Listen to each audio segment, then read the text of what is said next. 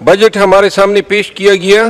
Budget محض ایک مالی دستاویز نہیں ہوتا بلکہ ایک قوم کی ایک روح کی حیثیت رکھتی ہے. میں خود تو قانون کے پیشے سے وابستہ ہوں, زیادہ تر مالی معاملات کو نہیں جانتا ہوں. بجٹ سپیچ سنی, میں اس وقت ابراڈ تھا.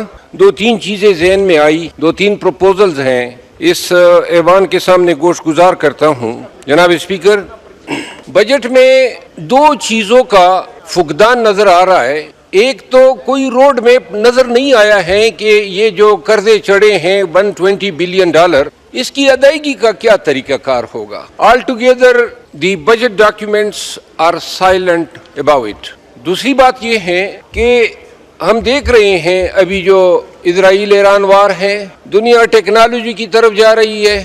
پاکستان اور انڈیا کی جنگ میں بھی ہم نے دیکھا کہ جو کنونشنل وار فیئر تھا, وہ جو ماضی میں ٹینک بڑھتے تھے اور وہ فوجی دستے جو ہیں وہ آگے بڑھا کرتے تھے, اب فوج نظر نہیں آ رہی ہے. نہ اسرائیل میں نہ پاک انڈیا جنگ میں ڈرون نظر آ رہے ہیں, میزائل نظر آ رہے ہیں اور جہاز نظر آ رہے ہیں. اس کا مطلب یہ ہے کہ آنے والا دور جو ہے وہ جنگ یا وارفیئر جتنا بھی ہے اس کا زیادہ تر دار و مدار جو ہیں وہ انفارمیشن ٹیکنالوجی پہ ہے اور ڈیجیٹل ڈیولپمنٹ پہ ہیں. حیرت مجھے یہ ہوئی کہ ابھی تک پاکستان میں کوئی ڈیجیٹل ریگولیٹری اتھارٹی نہیں ہے. 2001 میں ایک ایکٹ آیا, الیکٹرانک ٹرانزیکشن آرڈیننس 2002. یہ ٹی او 2002 جو تھا, اس میں ہم نے تھوڑا سا ای کامرس بزنس کو پروموٹ کیا. اس کے بعد 2016 میں پیکا ایکٹ آیا. جناب علی, اگر یہ فاضل ممبران جو ہیں یہ بیٹھ جائیں, تشریف رکھیں. آنریبل ممبران سے گزارش ہے تشریف رکھیں, اگر کوئی بات کرنی ہے تو لابی میں چلے جائیں. آواز نہیں آ رہی ہے, ایک مائک بند ہے اور ایک آن ہے. جناب علی, الیکٹرانک ٹرانزیکشن 2002 کے بعد 2016 میں پیکا ایکٹ آیا, 2025 میں پیکا امینڈڈ ایکٹ آیا. آج تک پاکستان میں کوئی ڈیجیٹل ریگولیٹری اتھارٹی نہیں ہے, نمبر 1. نمبر 2, پاکستان میں جتنے پائریٹڈ سافٹ ویئرز ہیں, حتیٰ کہ جتنے بھی لیپ ٹاپس آتے ہیں, ہارڈ ویئر آتا ہے, کمپیوٹرز آتے ہیں, ان کی جو ونڈوز ہوتی ہے جینون, یہاں پاکستان جو ہے اینولی جو ایسٹیمیٹ ہے اس کے مطابق $5 بلین کا جو ہے ہم دنیا سے چوری کرتے ہیں. Soft where, pirated versions, movies free میں ڈاؤن لوڈ کرتے ہیں, دنیا جہان کے ڈارک ویب سے ہم سافٹ ویئر اٹھا کے. یہاں اس بجٹ میں کرپٹو کونسل کی باتیں ہوئی کہ ہم ایک اپنی کائن لانچ کریں گے, اور میں ذاتی طور پہ سمجھتا ہوں کہ پاکستان اگر اس شعبے میں خصوصاً وزیر خزانہ اور جو کرپٹو کونسل بنائی ہیں, اگر ہماری کائن لانچ ہوتی ہیں, کیونکہ یہ بالکل واضح ہے کہ آنے والی دنیا جو ہے وہ میٹا فزیکل کرنسی کی ہے. وہ کرنسی جو نظر نہیں آئے گی, یا جسے ہم ڈیجیٹل کرنسی کہیں, جسے ہم کرپٹو کہیں, جسے ہم بٹ کائن کہیں, USDT کہیں, ٹار کہیں, بہت ہزاروں قسم کی آ گئی ہے.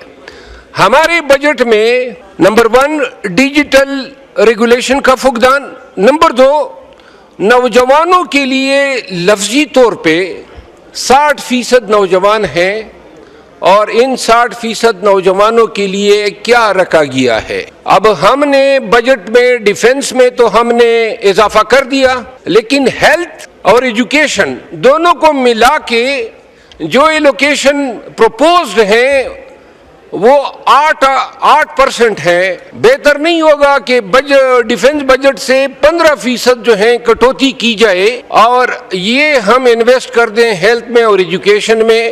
پتہ نہیں ہے میرے دوست جو ایوان میں بیٹھے ہیں اس تجویز سے اگری کرتے ہیں یا نہیں, لیکن میرا خیال ہے کہ بموں سے, جہازوں سے اور بارود سے زیادہ اس قوم کو تعلیم کی ضرورت ہے.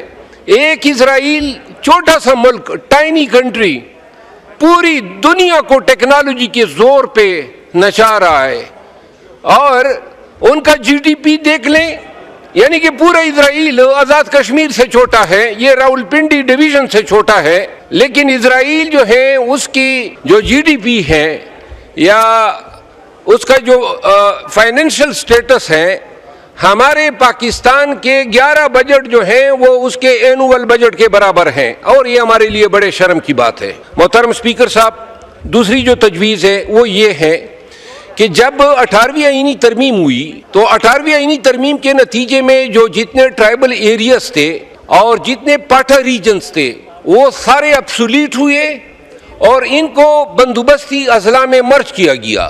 خود میرا حلقہ یا ضلع لکی مروت، وہاں ہمارے ساتھ بٹنی ایف آر ریجن کو مرج کیا گیا، اور اس کے تحت جو آبادی آئی کے پی کے حصے میں وہ 6% تھی۔ اب فاٹا کے سینٹ کی سیٹیں بھی ڈیزال ہوئی، فاٹا کے نیشنل اسمبلی کی سیٹیں بھی 1/3 رکھ دی گئی، اور اس کے بعد جو 6% آبادی کا ہمارے این ایف سی اے وارڈ کے تحت جو شیئر بنتا ہے وہ کم و بیش 144 بلین بنتا ہے۔ اب مزے کی بات یہ ہے کہ 2018 سے لے کر 2025 تک 1 روپے نہیں دیا گیا۔ اس بجٹ میں مرج اضلاع کے لیے ایلوکیشن کیوں نہیں ہے؟ اور میری استدعا ہے، فاٹا بہت سفر کر چکا ہے اور یہ وہ پیسہ ہے جو آئین کے تحت آپ نے اس آبادی کو دینا ہی دینا ہے۔ اگر کے پی میں پی ٹی آئی کی حکومت ہے اور اس وجہ سے کہ یہ پیسے پی ٹی آئی کی حکومت خرچ کرے گی تو شاید ان کا کوئی امیج بنے گا، اس وجہ سے یہ پیسے روکنا میرا خیال ہے آرٹیکل 25 آئین پاکستان کی خلاف ورزی ہے۔ آخری گزارش، آرڈر ان دا ہاؤس، تشریف رکھیں۔ جی میں اقبال خان کی بات کی تائید کرتا ہوں۔ آخری گزارش یہ ہے محترم اسپیکر صاحب کہ اس بجٹ میں 2 چیزوں پہ پتہ نہیں ہے، ہمارے وزیر خزانہ جو ہیں بڑے ہی، میں نے ان کا پروفائل پڑھا ہے، بڑے پڑھے لکھے تجربہ کار آدمی ہیں۔ ایک ایکسپورٹ کے لیے کیا کرنے جا رہے ہیں، یعنی جب تک ہم ایکسپورٹ کو بڑھائیں گے نہیں تو تب تک ہمارے ڈیویڈنڈز میں اضافہ کیسے ہوگا، بیرون ملک سے پیسہ کس طرح آئے گا، اور ساری یہ دستاویز ہی خاموش ہے۔ ہماری ایکسپورٹ پالیسی 2011 سے آ رہی ہے، پریکٹیکلی متروک ہو چکی ہے، تو لہذا ایکسپورٹ کے لیے آپ کچھ نہیں کرنے جا رہے ہیں۔ اور جو دوسری اہم بات ہے کہ اور جو سب سے اہم ہے وہ یہ ہے کہ پاکستان میں انویسٹمنٹ کے لیے، یعنی فارن کی انویسٹمنٹ لانے کے لیے یہ بجٹ کیا انسینٹیوز آفر کر رہا ہے، کیا موٹیویشن دے رہا ہے۔ حیرت کی بات یہ ہے کہ دستاویز میں نے پڑھی، رات کو ساری رات پڑھتا رہا، وہ اس پہ خاموشی ہے، یعنی آپ ایکسپورٹ بھی نہیں بڑھا رہے ہیں اور آپ فارن انویسٹمنٹ کو لانے کے لیے کوئی اقدامات نہیں اٹھا رہے، یعنی کہ آپ کے پاس روڈ میپ یہ نہیں ہے کہ جو 120 بلین ڈالر ہے یہ قرضہ کہاں سے ادا ہوگا، یعنی گاڑی چلانی ہے یا ملک کو ہم نے کچھ آگے بڑھانے کے لیے کچھ اپنے ریونیوز کو جنریٹ کرنا ہے۔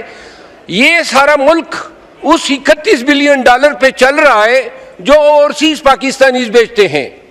7 بلین ڈالر یا 8 billion dollar I M F سے لے کے آج جو بجٹ ہمارے سامنے پیش ہوا ہے، میں یہ سمجھتا ہوں کہ یہ بجٹ ہماری ضروریات کی، ہمارے مستقبل کے چیلنجز یا ہمارے ٹارگٹس کی عکاس نہیں ہے۔ صرف اور صرف 8 بلین کے لیے ان اوورسیز پاکستانیز کا ہم نے کیا سوچا ہے جن کی 31 بلین ڈالر سالانہ آتے ہیں، یعنی 8 4 32، 4 گنا پیسے زیادہ جو ہیں وہ ہمیں 1 سال میں بیچتے ہیں۔ انہوں نے 5 سال میں ہمیں ابھی تک 8 بلین ڈالر دیے ہیں۔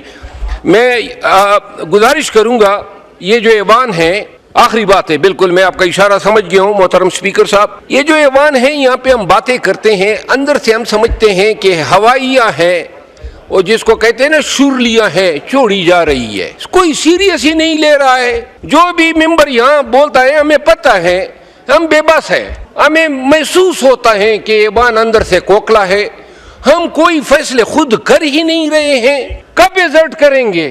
سب ملے اس ایوان کی قدر، رسپیکٹ، ڈگنیٹی تبھی ہے جب یہ ایوان ایزرٹ تو کرے گا۔